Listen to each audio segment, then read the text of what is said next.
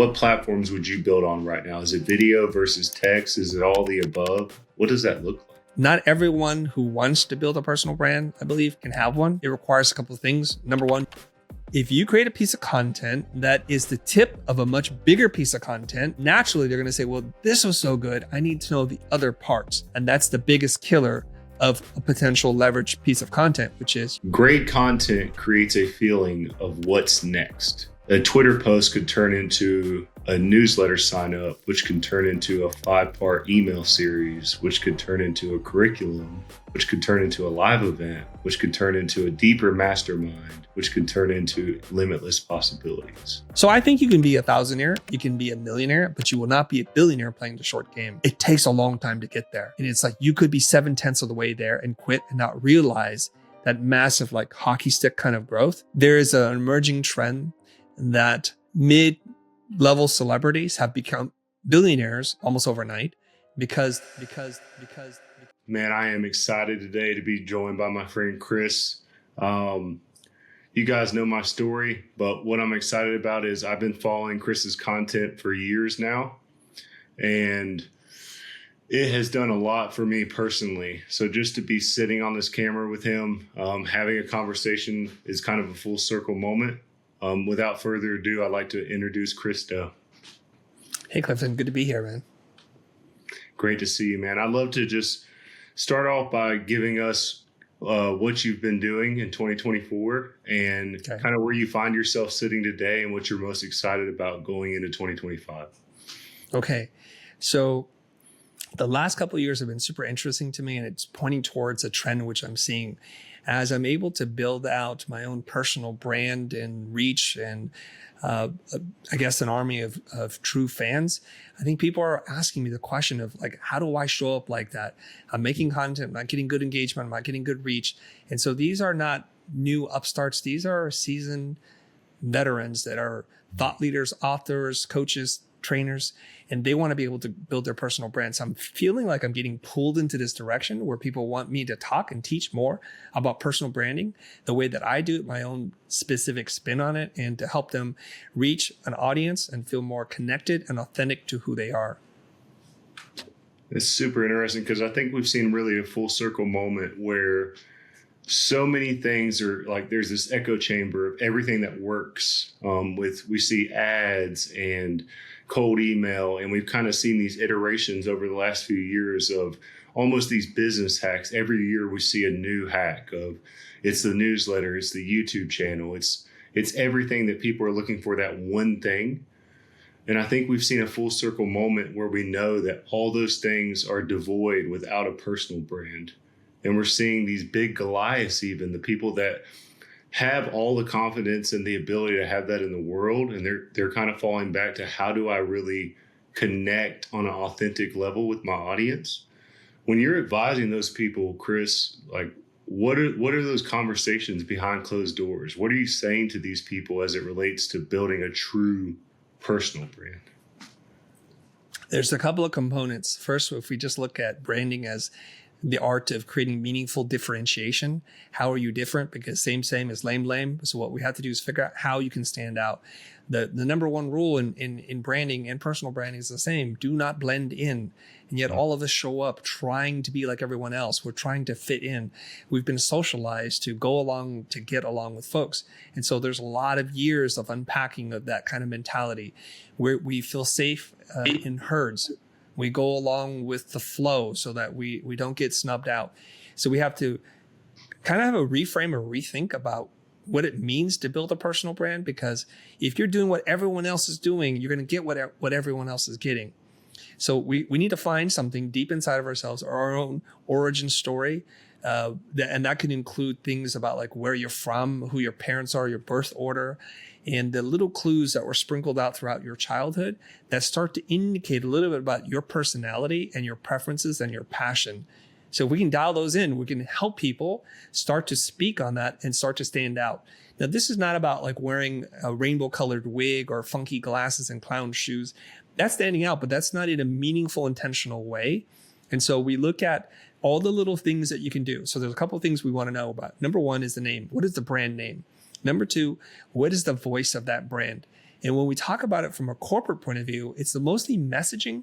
But when it's a personal brand, it's literally your voice, your instrument, how you sound to other people. Because the frequency or the wavelength in which you're broadcasting out there resonates with certain kinds of people. I'll give you an example. It's a pretty wild example. There are little mice in our house, 1 or 2 in our house. And I had a contractor come over. He goes, I found these devices to work. They create a subsonic sound that drives insects and mice and rodents crazy. And it's quite interesting. So we can see like there's a frequency that you can send out that repel things. And there's also a frequency that you can send out that draw people to you. So we know that people with a deeper, fuller voice command authority, and people who have a more sing-songy voice tend to be less threatening. So we have to learn how to use and play our instrument, as my friend Vin Zhang would talk about. A couple other things you can do is you can look at yourself as the package. So when we go out and buy a commodity good like flour or corn or something like that, cornmeal, it comes in a package. And the package tells a story about where it's from, its provenance, its positioning in the marketplace, it's premium, it's affordable, it's utilitarian. And the package is you, like how you show up on camera, whether you're bearded or clean shaven, whether you wear a cap, no cap, backwards, if you have funky, crazy hair, no hair at all, they signal to other people something about us in a nonverbal way. So there's the name, and there's a voice, and then there's a package in which it comes. We can get deeper into this, but those are 3 good starting points, I think. Yeah, I think a lot of people try to get cute when it comes to building a personal brand. They see the latest hack, they see the latest trend. And I've even fallen into that trap early in personal branding of what's the trend, right? How do I go viral? And I actually spent a year going viral. I don't talk about that a lot. I spent a year going viral. And at the end of that year, I realized that it lacked what I really wanted. And it was telling my story and packaging that. And when I started consulting with founder-led brands, my whole methodology shifted from going viral to how do we tell your story consistently over time, relating back to the pain points and the problems that you're solving in a way that leaves breadcrumbs to what you're selling or what you're providing to your audience. And I think I'd love to hear your thoughts on, I think a lot of people are looking, we're getting into Black Friday, Cyber Monday. We're getting into the big push for brands. Where do you see the value from a consistency standpoint, from a virality standpoint? We just saw what happened with Jaguar. They went for that big moment with their rebrand. Where do you see the consistency versus the virality and that big splash come into play with brands? Okay, a lot of things to unpack there. I have to ask you a question, Clifton, which is that year that you went to pursue going viral, how many viral hits did you have and how did it make you feel once you got that? Yeah, so this is a great question. So I had a month in 2022 where I gained 40,000 followers in 1 month. And at the end of that month, I woke up and I still had a lot of work to do. And I actually do this exercise. I can make people go viral anytime I want to on Twitter. Hundreds and hundreds and thousands of millions of impressions. And when people want to work with me and they say, I want to go viral, I actually say, I'll make you go viral for free. And I make them go viral for free. And I say, the only caveat that I have is I want you to call me the next day and tell me how you feel. And they call me the next day and they say, man, I still feel like I haven't gained anything. I'm like, good, now we can start. Okay, wonderful. Yeah. I'm curious because I've not heard many people say that they can make people go viral on Twitter. What is the thing that you tell people to do? Yeah, so there's ways to go viral on Twitter through hooks. There's viral trends that you can always take advantage of. Twitter's made it from an ads performance perspective. You can go viral through ads pretty quickly. And there's a difference in how we see going viral these days. A lot of people see the impressions and they're like, I've went viral. But there's niche virality and there's overall virality. Anybody can go viral from an overall standpoint, from a number standpoint, but going niche viral doesn't necessarily translate to a ton of numbers. You can go viral to thousands and tens of thousands of people that are very niche, where it might not be millions of people seeing your thing and you still get the desired result of what you're wanting. which is to I see. be relevant to these people. Right. Okay. Well, thanks for answering that question. So your original question was about longevity, and then was the other one about making a splash, or what was it? There was two parts to your question. Yeah. So the first one is how does consistency play in personal brand, and then how do you balance that in making a splash like a Jaguar did recently? Okay. Well, so here's the thing about consistency. And when we talk about a business brand and a personal brand, we have to kind of separate the two. I want to draw some distinction between that. Yes. When we talk about consistency for a business brand, well, a business is of the opinions and culture of a whole group of people. So they just need to be consistent probably to their core values, but over time they're going to evolve and change. But I think when you reduce the sample size down to one is personal brand you're going to show up consistently with who you are, and that probably doesn't really change. Like your opinions and your preferences might change, but your values should be the same. And they were set within you from a long time ago, the way you grew up. If you were told to respect people, or if you were one to stir up controversy and you're like, you know what, win at all costs. Those are your values, and they attract different types of people. What happens is in a personal relationship, if you start to do something that feels off of your values, somebody will say, you're not behaving like yourself. Mm-hmm. You're acting kind of strange. And that's not a compliment, right? That's not a sign of growth. It's like changing from your values. And we know when we're acting against our values, when we start to have a nervous feeling inside of us, where there's some anxiety and some I guess just nerves, like, oh, why am I doing this? You might feel guilty. For example, if your core values say, don't allow bullies to push people around, because that's the way you grew up. You're like, look out for the smaller person, right? And some transgression is happening in front of you where there's some threat of physical violence or other, and you don't act in accordance to your core values and your belief systems. And you get that weird feeling of weakness inside of you. I think other people write about this really well, and you don't act upon that. And later on you go home, you're like, why didn't I say something? Why didn't I do something? You have to have a conversation with yourself. Now, the interesting thing, because you brought up this idea about Jaguar, and it's all over the place, and most of the creative people, car aficionados, and even just on the casual onlooker, they're losing their mind right now as it comes to Jaguar, right? But there's a real thing that we're not looking at, and I'd love to take a moment and talk to you about this so that we can unpack the difference between the need to be consistent, which is generally necessary for a personal brand, versus the business brand. Can we go there? Yes, let's freaking go. Okay, I love it. Okay, let's go there. All right, let's do it. All right, here's the problem. Jaguar is the legacy brand. It's a heritage brand that has long, deep history with racing and British culture. And it's one of the few iconic car brands from the UK. But what we've seen is their demographic is getting older, and it's not a brand that young people feel connected to. And we can see this because you don't see that many Jags out there. The models that have been released in the last, 20, 30 years have been uninspiring. Their best years are behind them, not in front of them. And recently, in the local car dealerships near my house, they closed down the Jag dealership in favor of a new car brand called Ineos. So it's like, what is going on? So your sales must be really going down the tubes for dealerships to be closing. No one's talking about Jaguar. They had a couple of interesting cars. I think there was an F-Pace. There was a really cool coupe that I was looking at. But when you read the reviews, overpriced, it feels like it's tuned for an older driver, usually a man. And so their market share is dying.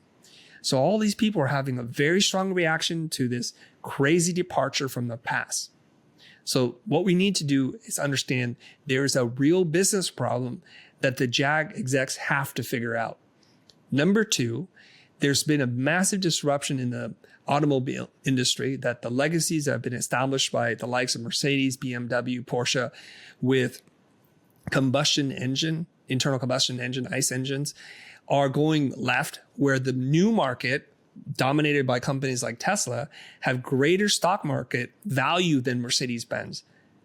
So they see where the trend is going, and they're like, what do we need to do? And there's a bunch of electronic or electric car upstarts that are really starting to capture market, and the combustion engine companies are trying to play catch up, and they're having a horrible time doing it. I was reading somewhere that Volkswagen had invested a ton of money to electrify their power plants, and they spent billions of dollars, and they have not made a lot of progress in the way that Tesla has, right?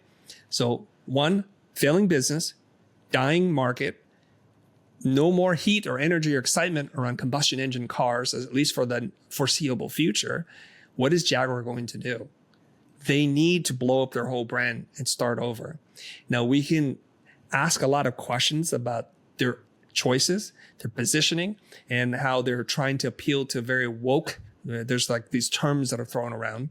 But what they're trying to say is they want to capture a much younger demographic that is less about stories and more about vibes. And you know this because you studied the marketplace. Gen Z, Gen Alpha, it's all about the vibes, right? It's just about a mood and a feeling. And that's what they're trying to do there. And whether or not you or I personally connect to what they're doing visually, we're still waiting for the product. And I think the product is coming a few days or weeks from now. And so everybody needs to chill out a little bit and realize all the hardcore fans of Jaguar do not buy new cars. They might buy an old car, or they might just admire it from afar, which all that goodwill and sentiment isn't doing anything if you don't actually buy any of their cars. That's so true. Yeah, I think you hit the nail on the head there when you said, I mean, a lot of people, we live in there's always two polarizing sides to everything. There's the old thought, and then there's the new thought. And when something new changes like this, especially with a very legacy brand, we want to go into they just crushed all 100 years. Well, it's like you said, if they don't do something, what's going to be the result? How long can you hang on to something I'm going to use the term antiquated here.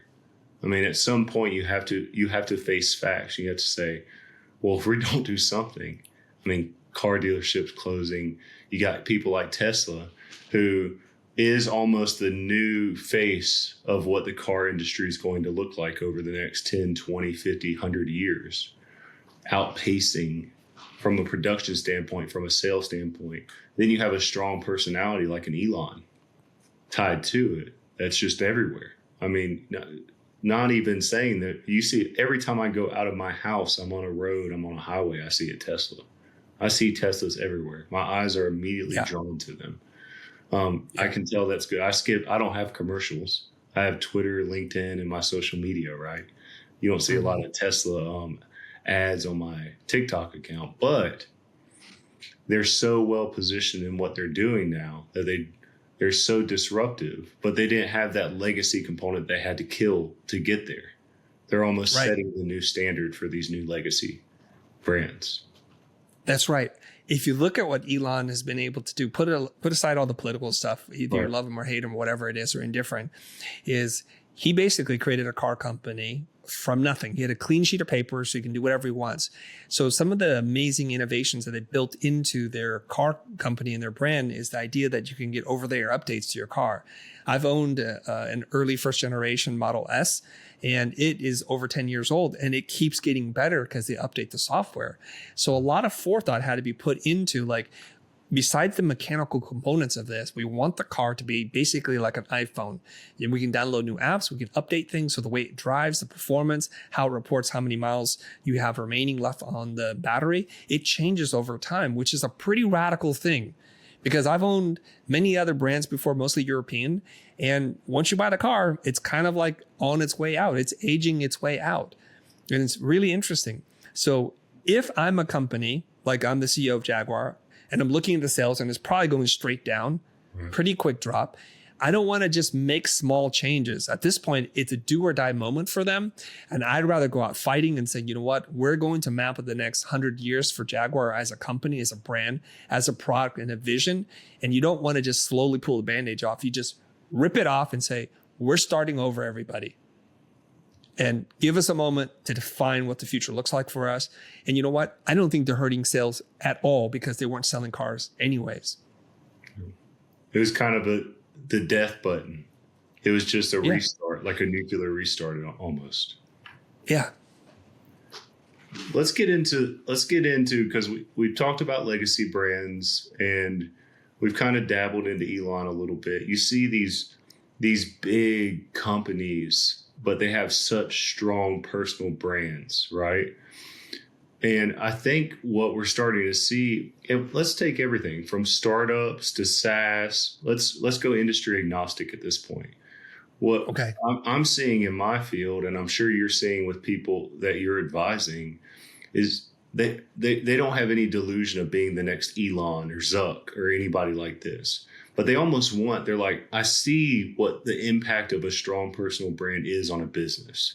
They can see that even in a fraction, if they can harness a fraction of that ability for their company, their business, anything, that they can see a positive impact in sales.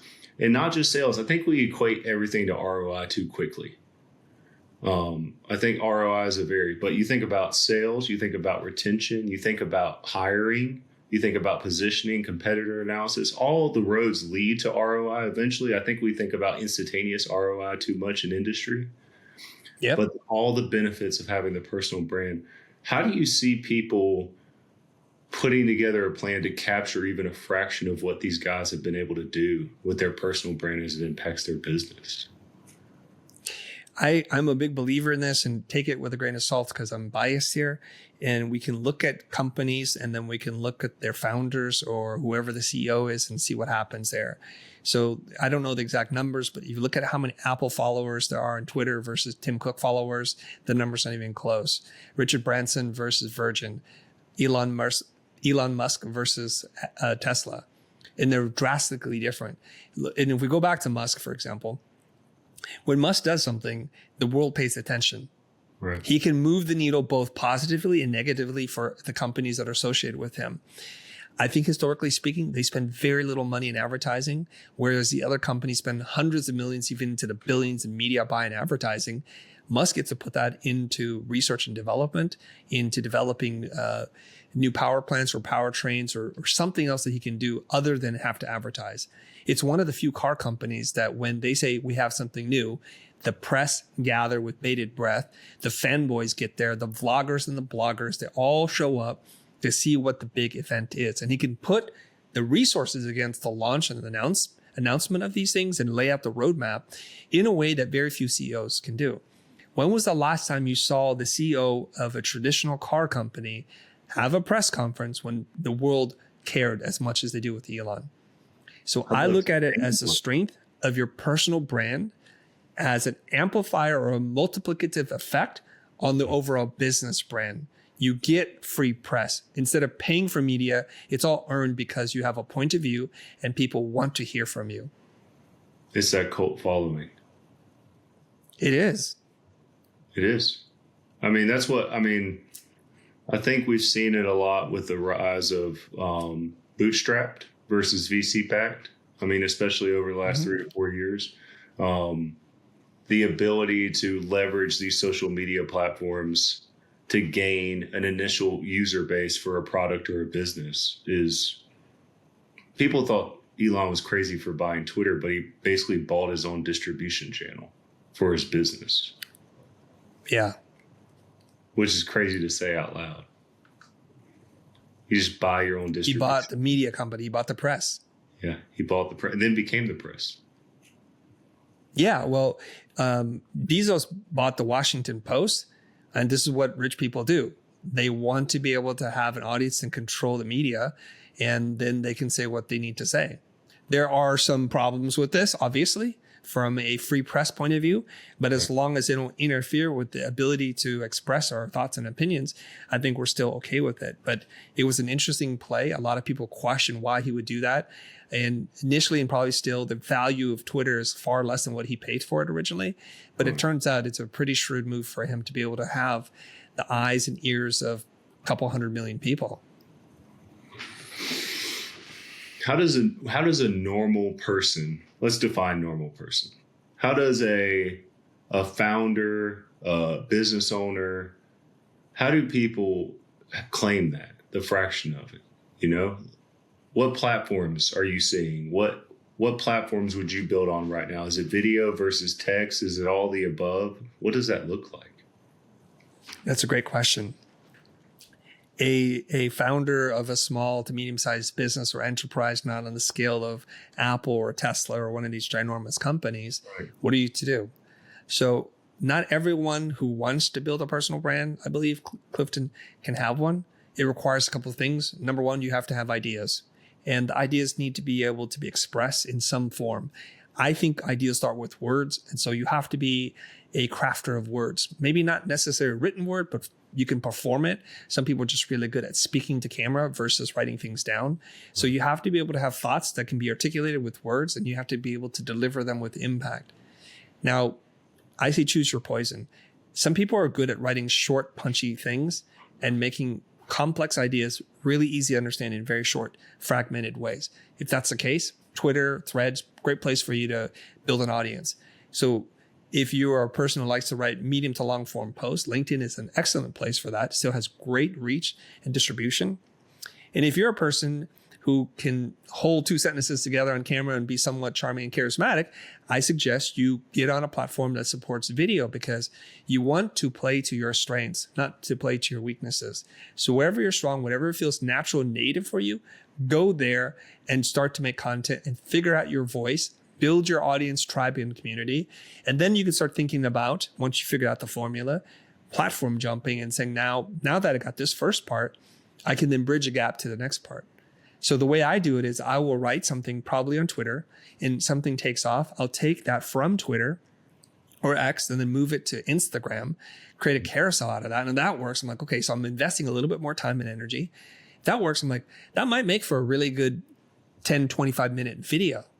I can use the points that I've already made there as the outline for a speaking piece. That way I don't have to write a script. I can say, here are the 3 big ideas I want to share with you about this subject.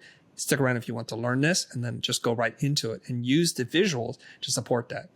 What I want to do is escalate the amount of personal investment, time, and resources into a piece of content that I know A, is on point, reaches my audience, and is already good engagement on some platform.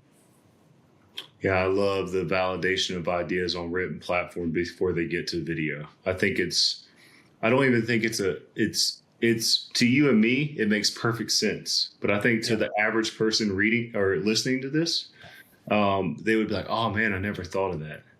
Yeah. Because they'll spend so much time like worrying about how well a video is going to do, where that's why I love about Twitter. Some days I tweet 10, 20 times a day, just testing ideas. And some will do really well. Some won't. Yeah. I think it's the greatest platform for testing ideas and then cross-pollinating those. Now, what do you want? Let's say you're established. Let's say you've established a rhythm of posting that content.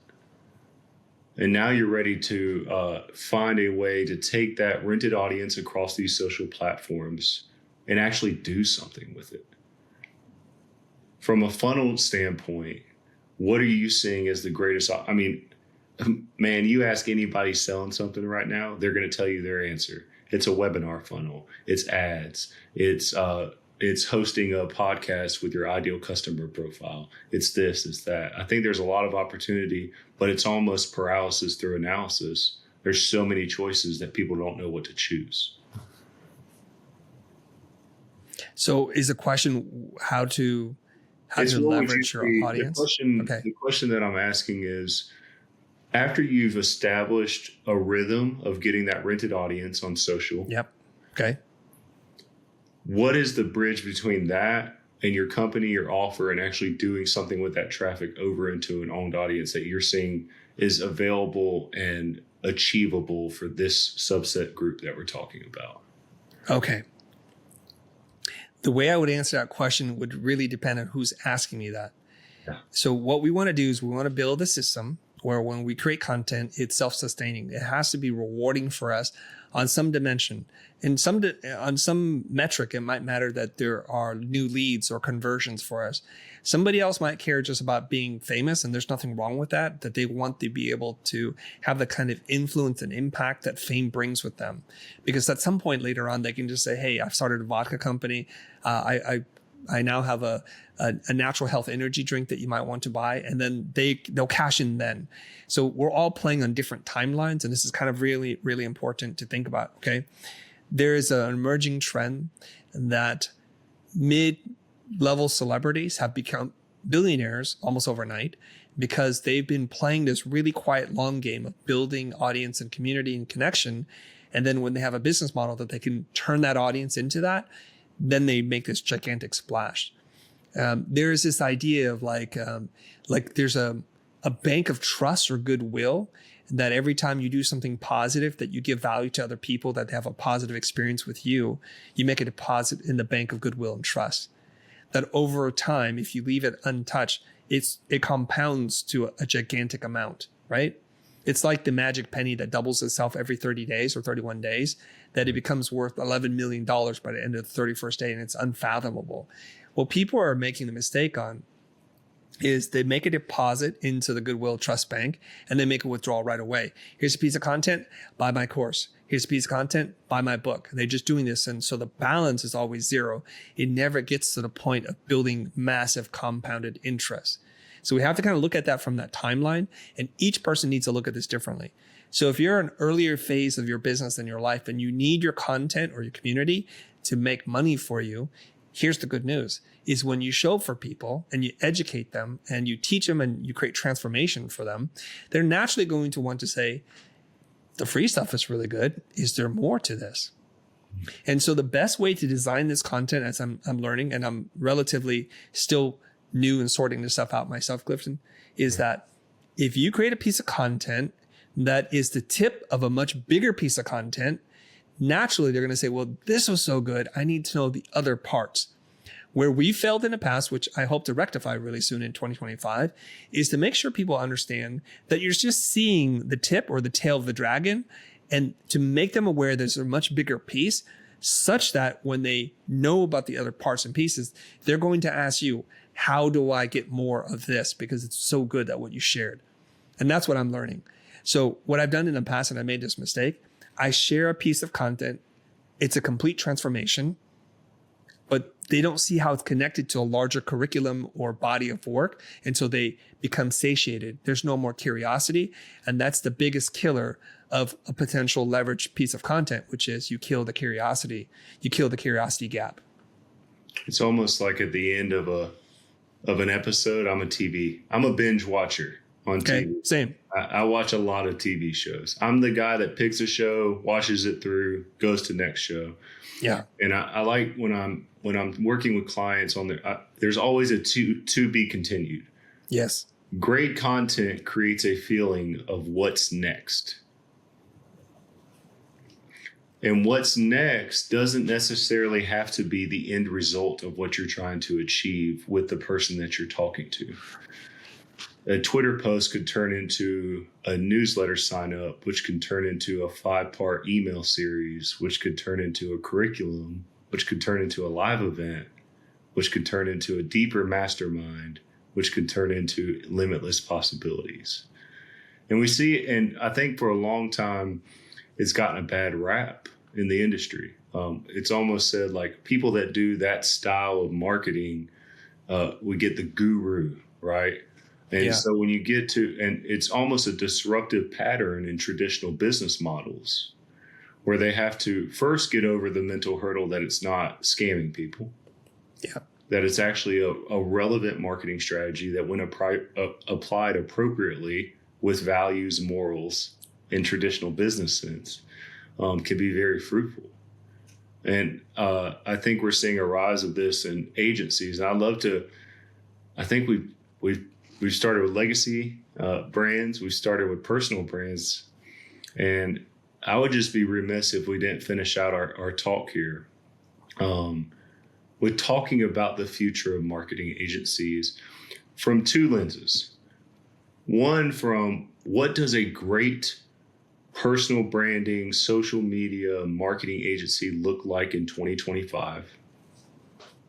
Let's start with that. I'd love to get your opinion on that. What does that look like going into next year, in your opinion? From an agency, like the kind of stuff that you do, Clifton? Exactly. Okay.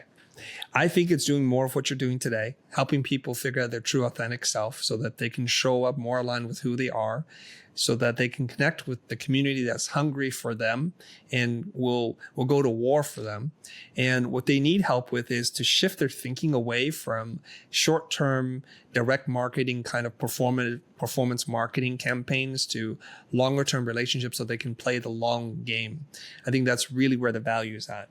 If we look at, I know it's controversial to say, but Logan Paul and KSI with their launch of Prime, which exploded on the shelves and was one of the fastest growing energy drinks, it has become problematic now for different reasons, but they have been playing the content game and building audience and community for a really long time. And so when they get involved in something, it kind of gets big at the jump because their fans and their community still want to show up for them. I think they teamed up also with Mr. Beast to launch a Lunchables or Feastables or some kind of Feastables, right? Yep. Yeah. And again, giant splash in the marketplace because they were able to mobilize their diehard fans, their cult-like following to do what it is that they ask them to do. And so they're playing the new game. And so I think your audience, your community, people who are watching or listening to this need to start to understand the game that's at play. So I think you can be a thousandaire, you can be a millionaire, but you will not be a billionaire playing the short game. And if you want to play that game, it's going to take not 6 months or 2 years. It's going to take something in the decades. And if you can build it like that, you have a much, much higher exit when you're ready to do that. I was talking to somebody the other day, and one of our core values at Legacy Builder is we think in decades, then days. And then I was quickly reminded of one of my favorite movies, Dune. And the quote of, we measure success, we make these plans in centuries. And I think we've gotten so enamored with quick results. And we're kind of seeing that circle back to, well, man, this really does take time. And we saw a spike during COVID of people sitting on their phones, spikes in user minutes on social media, ads were crushing. Then we saw a spike in cold emails. And we're always trying to catch these trends right before it happens. Yeah. I'm quick to tell people that personal branding isn't a trend. It's a compounding metric in business, because I think there's two reasons that people, and I'd love to hear your opinion on this statement I'm about to make. There's two reasons people should build a personal brand. Number one is it's the ultimate hedge in anything in life.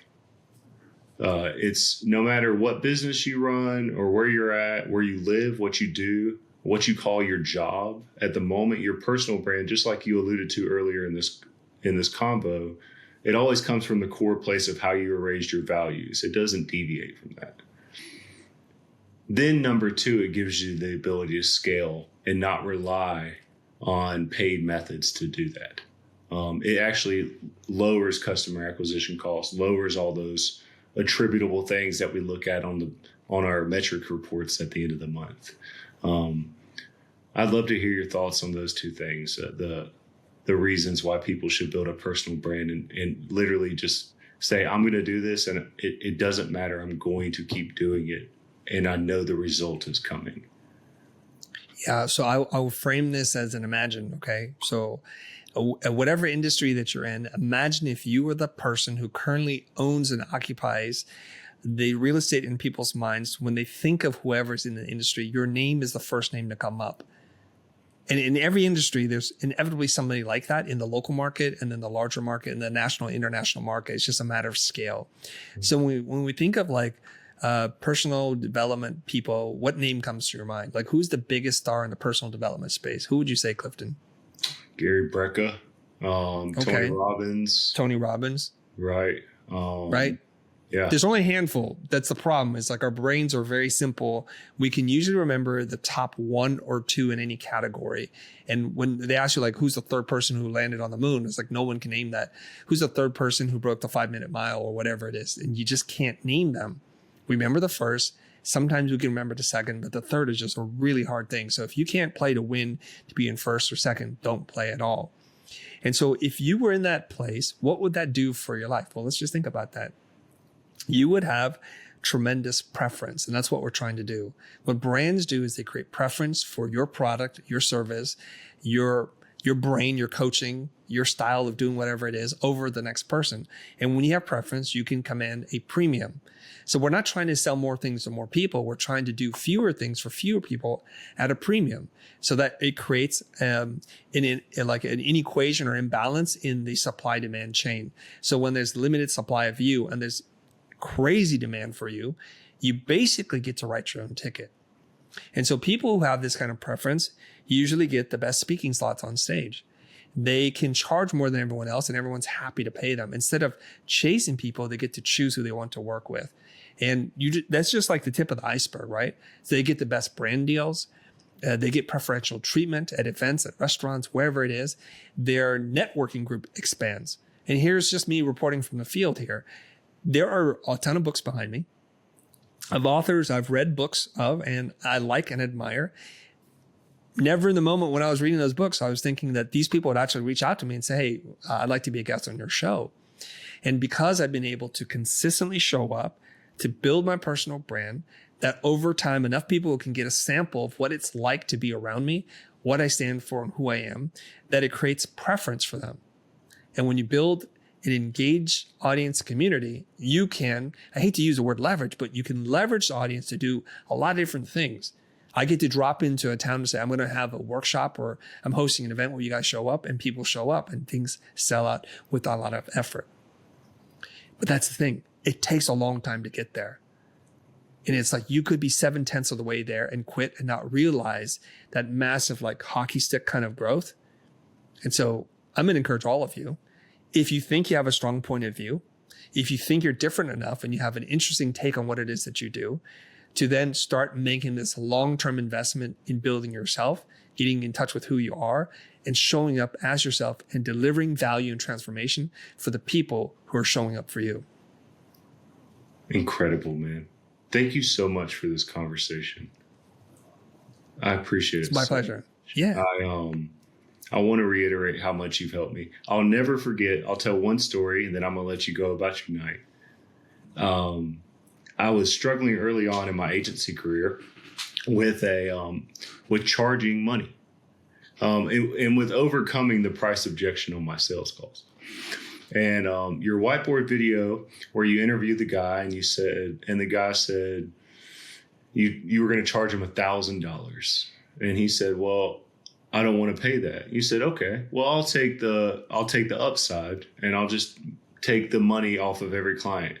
And he paused and he said, well, I'm worried that the video is going to explode. And you said, the video will explode and I will make a ton of money. I carry that into every sales call, and I want to say thank you for that. I appreciate it. Oh, that's amazing. Yeah. I think about that. I send it to so many people that I coach, people that ask me questions about that. I send that video. I probably send it to hundreds of thousands of people. For real. There you are. You're contributing to the watch count on that. Yeah, I'm doing it. Yeah. I probably appreciate 10% of it. You know? Man, brother, thank you so much, guys. This is Chris Do. He's incredible. Check out anything that he posts will be packed of value. He did not pay me to say that, but I can promise you that if you watch an interview, whether he's being interviewed or he's interviewing somebody else, you will get value from it. I'm so excited to see what is to come in 2025 and the things that he has on the horizon, and I can't wait to be a part of it. Thank you, brother. Thank you very much.